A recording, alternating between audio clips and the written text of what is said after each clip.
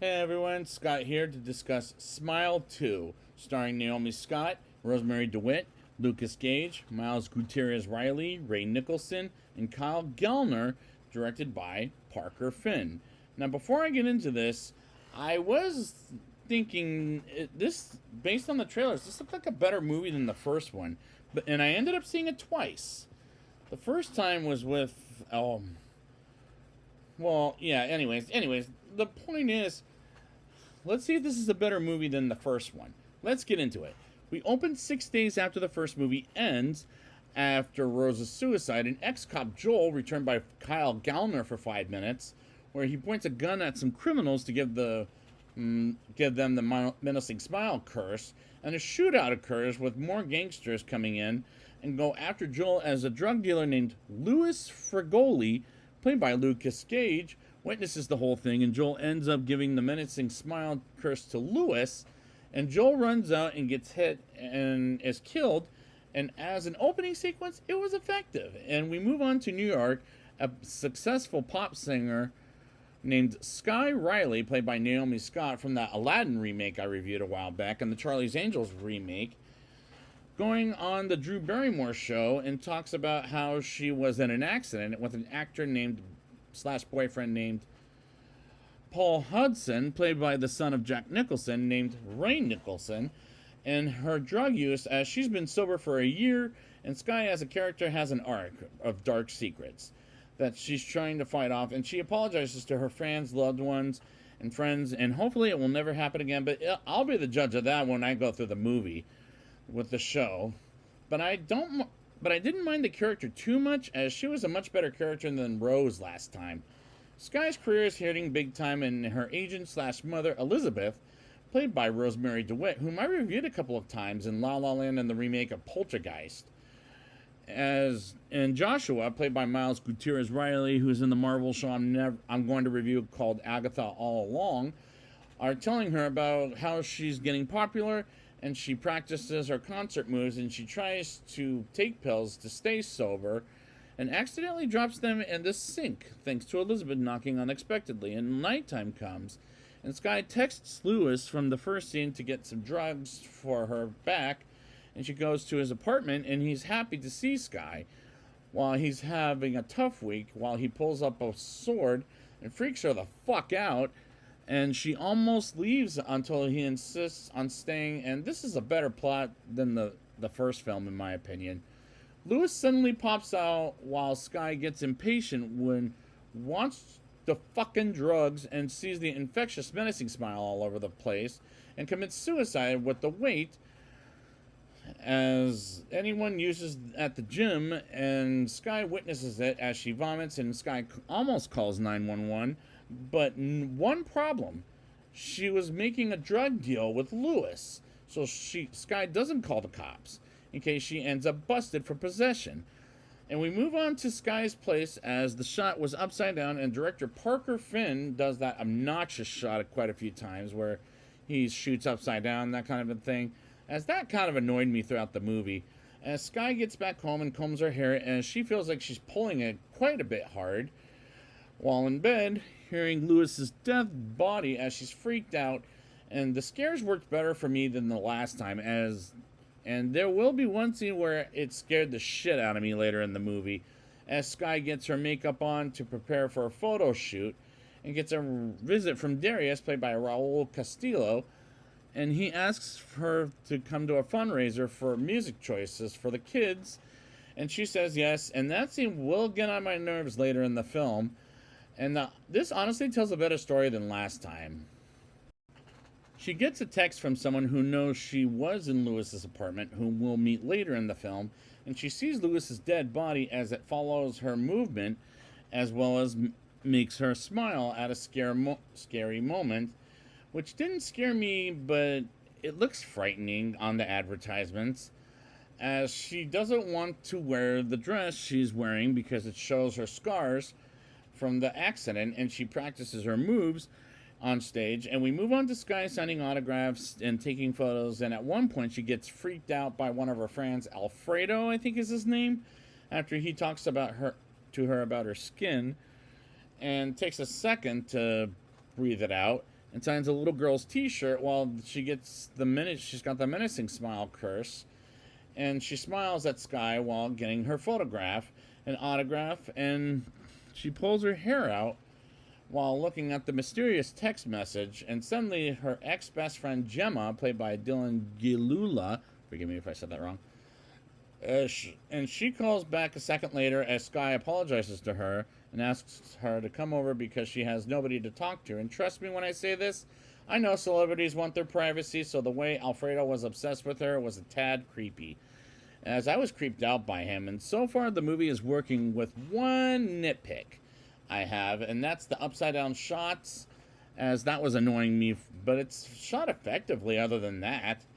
Sky hears someone in her apartment and accidentally breaks a glass, and she gets a broom and sees Alfredo's clothes on the ground, while the motherfucker is naked and comes towards to scare the hell out of her, as it didn't get me, but it worried me for Sky, plus any celebrity going through that. And Gemma is at the front door, and the Sky opens it and tries to knock Alfredo out, as she was just imagining all of this, meaning it's all in her head, like what happened to Rose in the first movie, as it was funny when she chugs a water bottle, and she does that a few times throughout the movie. And Sky apologizes to Gemma, and Gemma forgives Sky and asks her to sleep over, and despite the scene, didn't scare me, but I'm so far entertained by it. Sky has a dream of the accident with a bone sticking out of her leg after having just seen The Substance as recently as last week. Before I saw this the second viewing, I'm done with bones sticking out of people for a while, as well as gore, as Sky wakes up because the nightmares scared the shit out of her and confesses her fucked up head, as Gemma says she's a horrible person, and she wakes up and smiles menacingly like she's got the damn curse. And morning comes and she's pissed because she's late for a rehearsal and asks Gemma about going on tour with Sky, and Elizabeth comes to her apartment, stretches, and does voice exercises. As Sky gets there and stretches, does her voice exercises, and goes to rehearsals, and she gets trapped as she thought someone tripped her on purpose while singing one of the songs Naomi Scott performed. Like, the song was better than the song. Like, that was a better than the song. Like, that's a better song than the one that she sang in the remake for Aladdin, as it was in the credits as well. Sky comes off rather much like a bitch and decides to take a break and runs in her dressing room and sees Joshua was there and with his menacing smile. And when Sky gets in the dressing room, she sees it's a mess and blames Joshua for trashing the dressing room, while Elizabeth asks if Sky is taking drugs again, and she's starting to think the tour is a mistake, and says she doesn't have the headspace to go to the fundraiser for Darius, as Elizabeth tells her off, and says she's a woman who sticks with her commitments. And we get to nighttime, and we get the shot I hate, which is the upside down shot, and she's at the fundraiser and reads a teleprompter and goes off the script and reads again, and the speech was fucking awkward, like, as Sky introduces Paul Hudson, and when he stands up and smiles, he looked a hell of a lot like his father Jack Nicholson in The Shining by Stanley Kubrick. And Sky screams, "Stop smiling at me," and Sky accidentally knocks down the old lady on the side of the stage to her table, and I honestly thought she was fucking dead. But I caught her moving, so that helps quite a bit. But in my opinion, the acting in this scene was pretty fucking bad, as the scene was awkward. But don't get me wrong, the acting was good in this movie, but the scene was just awkward.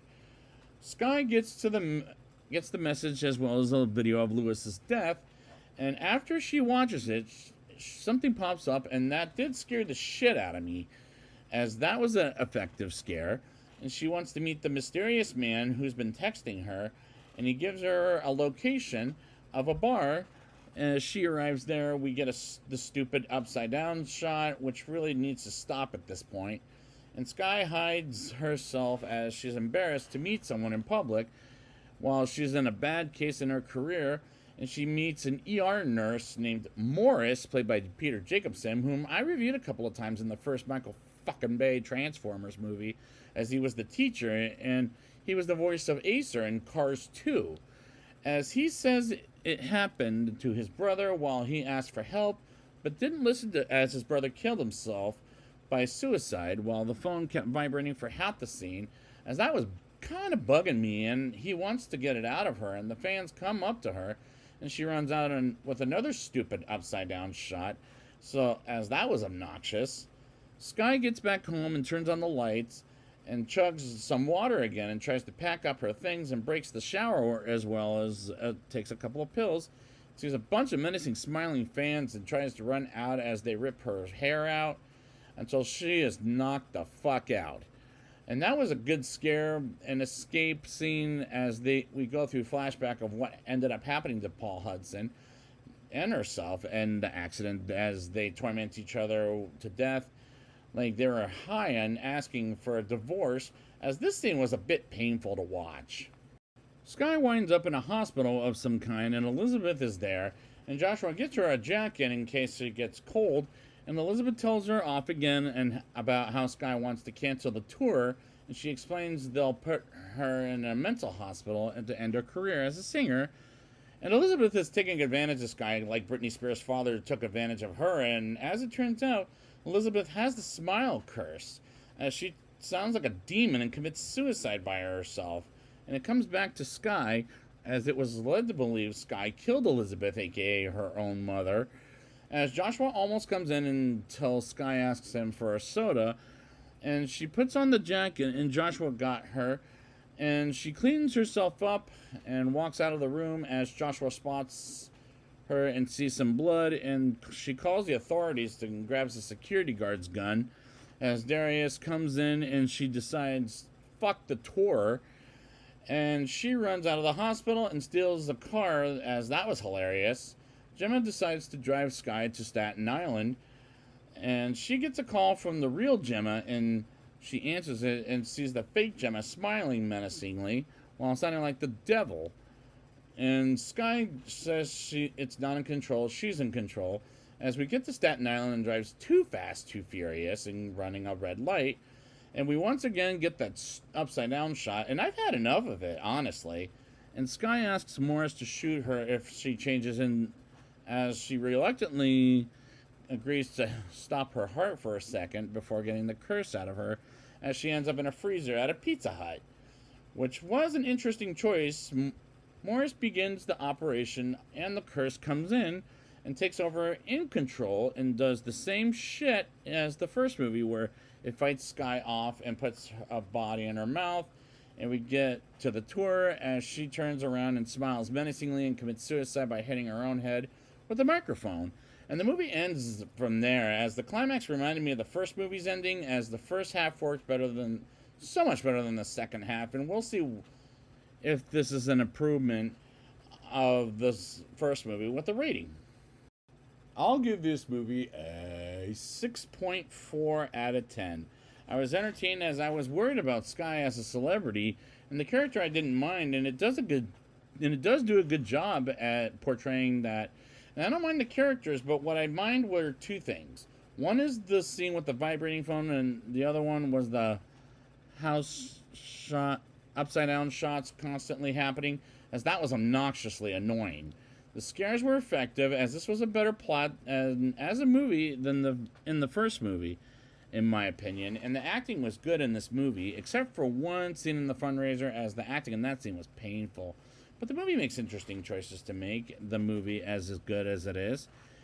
In my opinion, this is more entertaining than the first film, as the first half worked so much better than the second half. I don't know why I keep coming up with that conclusion, but I am.